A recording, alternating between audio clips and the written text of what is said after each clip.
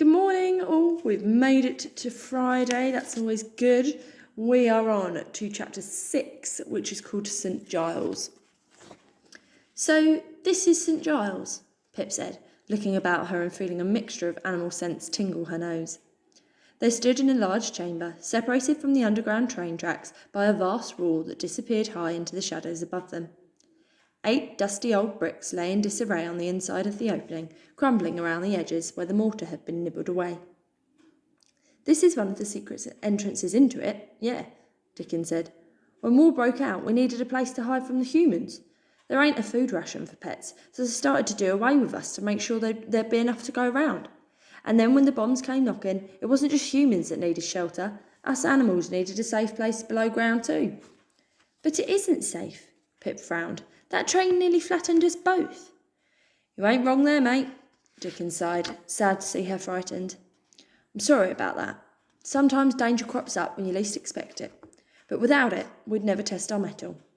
You did very well, if you ask me," he smiled. "Come on, I'll show you round." Carrying the umbrella between his teeth, Dickon trotted ahead in the half-light along a well-trodden path. The amber glow Pip had seen from the tracks was seeping over a steep decline like honey spread over warm buttered bread. From down the hill, Pip could hear the sound of chattering creatures busily murmuring to each other, and the smell of sweet and savoury foods tickled her nose. "Come on," Dickon said, his grin still making his eyes smile despite the umbrella in his mouth. "Let's go and find a nice cup of tea." With a wag of his tail, the terrier promptly bounced ahead and disappeared down the steep slope into St. Giles. Feeling the flutter of nerves tremble in her stomach, Pip hurried forward. "How did all this get here?" Pip said, looking wide-eyed at a bustling market below. "We have the St. Giles church mice to thank for that," Dickon replied, sitting on his haunches at the edge of the market, the umbrella on the ground in front of him, patiently waiting for her to join him. "When they saw what was going on, they enlisted the sewer rats and tube mice to search for a place big enough for us animals to shelter in times of need. They know subterranean London better than anybody, and they're the ones who gnawed the mortar between the bricks inside the train tunnel wall so we could get inside. And that ain't the only way in. They opened a whole lot of secret doors so we can use the sewers in abandoned chambers like this one. And no human's going to risk their lives nosing around busy underground train tracks to notice us. We're as safe as ours is down here." The market was filled with every small creature imaginable. From small stray dogs, rabbits, guinea pigs, mice and rats, to sparrows, pigeons, frogs, toads, voles and weasels, all intermingling together, haggling at market stalls, sipping on drinks and nibbling food. Everything was illuminated by rows of little white lights Pip remembered hanging in the umbrella shop at Christmas, and almost every animal turned and whispered to their neighbours as the terrier padded past them with the umbrella clasped between his teeth. Some curiously pointed their paws and feathers at them. Others had their heads hung too low to notice. Their whiskers drooped from their cheeks, as if they carried the weight of the world. Like Pip, they had survived the bomb blast the day before, and were new arrivals in St. Giles. "Make your life a little brighter," a market seller bellowed from somewhere in the crowd. "Meat and pickled eggs, selling fast, last chance to buy. Sugar, butter," another cried. "Get your sugar and your butter here." "Mama always wanted more butter and sugar," Pip said to Dickon as they walked through the crowd. "But she could never get it if the humans in our house didn't have any. How come there's so much here?"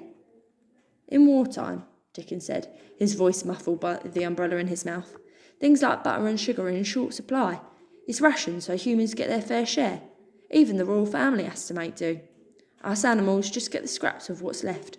But these dodgy dealers steal it straight from the human black market, and then they sell it to them blighters down there who want it bad enough. Charge a pretty penny for it too." A loud growl rumbled in his throat.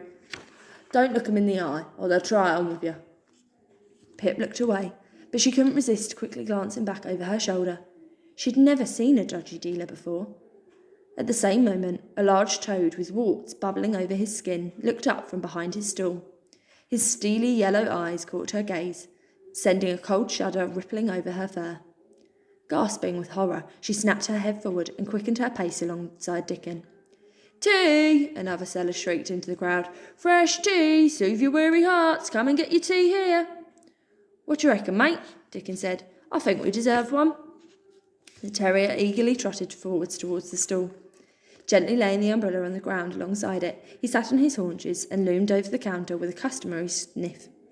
The stool was made from small scuffed matchboxes stacked one on top of the other. Each box had British Made printed in big letters across the front and had some pictures of boats and army men as big as Pip. With her little nose twitching, she wobbled on her tiptoes and peered over the counter.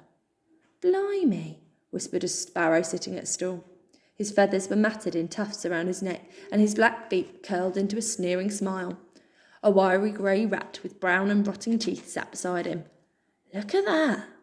Have you ever seen anything like it?" the rat said under his breath, and nudged the sparrow in the ribs with a bony elbow. "Hello, Dickon," the tea seller said. She was a shrew, with a long nose and eyes that were magnified behind thick-rimmed glasses, partially fogged up with steam. "What'll it be today?" "1 tea for my little mate, please. 2 pinches of sugar." The shrew clonked a tarnished thimble onto the counter, and Pip's mouth watered, watching a small teapot fill it to the brim. As steam swirled from the thimble, Pip greedily pulled it to her lips. "Be careful, mate," Dickon said. "It's hot." Pip ignored him and took a brief sip from the thimble so that it would not burn her mouth. The tea felt like a warm hug as it trickled down her throat. Pip thought of the shop window on the days when the sunshine would pour over the Hanway umbrella and brighten her nest with a cosy glow. For a moment, she could smell Mama as clearly as if she was just over her shoulder, and Pip's ears pricked in the hope of hearing her and Papa. All too soon, her head caught up with her heart, and she let out a long, shuddering sigh that was choked with tears. She pushed the tea thimble away, no longer feeling able to drink it. "What's wrong, love?" Dickon said. "Come on, it'll do you good." Pip hung her head and pretended not to hear him. "Look!" a nearby voice cried with excitement. "It's Pip!"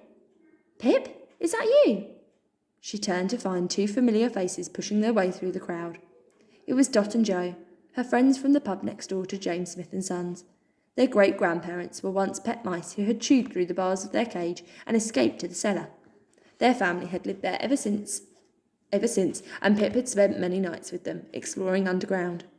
One time, they even made it as far as the Shaftesbury Theatre behind the umbrella shop and had watched men and women sing and dance under bright lights on a stage. It had been the most marvellous thing Pip had ever seen. "Oh, Pip!" Dot squeaked, warmly wrapping her arms around Pip's neck. "Thank Whiskers you're all right. We were so scared something terrible had happened to you, and your Mama and Papa." Just pause there, I'll show you the picture of Dot and Joe having spotted Pip at the coffee stall. "Have you seen? There's nothing left of your umbrella shop," Joe said, speaking quickly like he always did when he was gossiping. "Or our pub. Mama said if we hadn't been underground we'd be flatter than squashed flies now." "Pip," Dickon said, giving her friends a sniff and standing on all 4 paws. His kind brown eyes twinkled with an idea.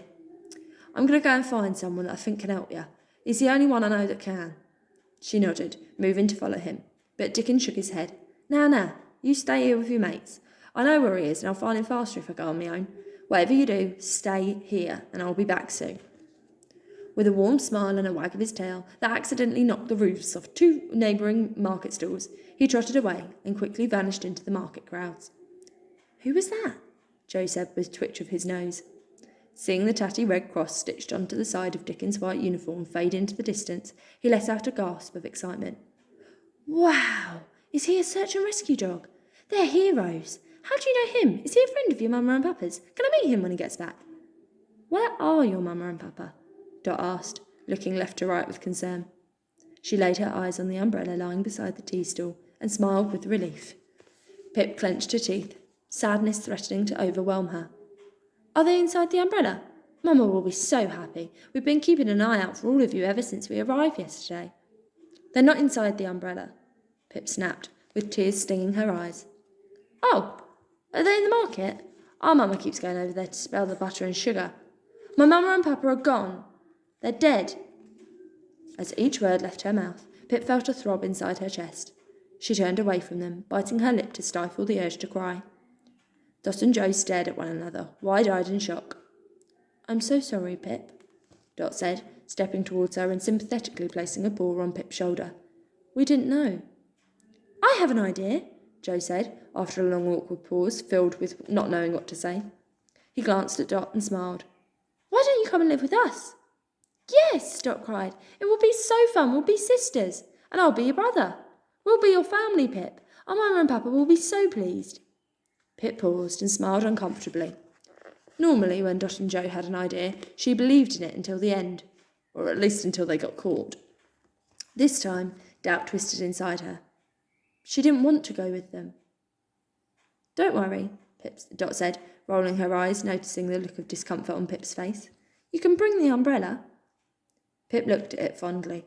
It belonged with her in the Umbrella Museum in Gymnase, where Mama and Papa would want her to be with all the other umbrella mice, not in a bombed-out pub in London. If Mama could make it to Britain inside an umbrella all those years ago, then she could make it back to Italy too. What's your story then, Ducky? The rat sitting at the tea stool said, leaning his bony body over the counter and eyeing the young mice with big gleaming eyes. What's your name? Her name? Joe said hesitantly, glancing at Dot in mutual surprise at the interruption. Pip recoiled as the rat licked its lips and smiled at her. Her name is Flick, Pip lied, licking the rat up and down with a scowl. Cool, the sparrow scoffed, jumping off his stool beside the rat and hopping over to Pip on a sharp, bony black talons. Don't you talk proper? Bet you come from a nice big house. Where I lived was bombed yesterday, Pip said, firmly wiping a tear from her whisker and taking a step away from the sparrow with Dot and Joe. Feeling their fur brush hers, she was grateful they were with her now. Standing on her hind paws, she looked over the stranger's shoulder into the crowded market, hoping to see Dickon's scruffy shape padding through the stalls, but he was nowhere to be seen.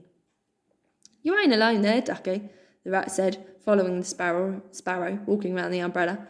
Reaching out and touching the carved silver handle, his bony paws lingered on its gold inlay. St. Giles is full of them that's been bombed. What are you doing with that, old codger? Asked the sparrow. Dickon's good for nothing. Unless you want an earful of yap and rubbish, the rat sneered, arrogantly leaning an elbow on the umbrella handle as if it were his own property. Did he tell you that sob story about his Jack and the Blitz? What a load of codswallop, the sparrow chuckled. We all know he's been with Mr. King since day one. He tells that story so everybody he saves, so they'll leave their bombed houses and come to St. Giles. That way, he gains their trust by making them think he's grieving too. Can't put your faith in a dog, love, the sparrow said, with an earnest shake of his head. Everyone knows they're looking out for themselves, or their bellies more like. The rat and sparrow sniggered and slapped each other's backs. Pip felt foolish. After all, she didn't know Dickon very well, nor any dogs for that matter. She remembered Mama and Papa had once explained that dogs were pets because they couldn't remember how to hunt for food. Perhaps it was true he was only helping her so he wouldn't go hungry. Listen, Missy, the sparrow said, clearing his throat. First things first, there's protocol in St. Giles for new arrivals, but you weren't to know. Dickon should have told you. Protocol? Pip said.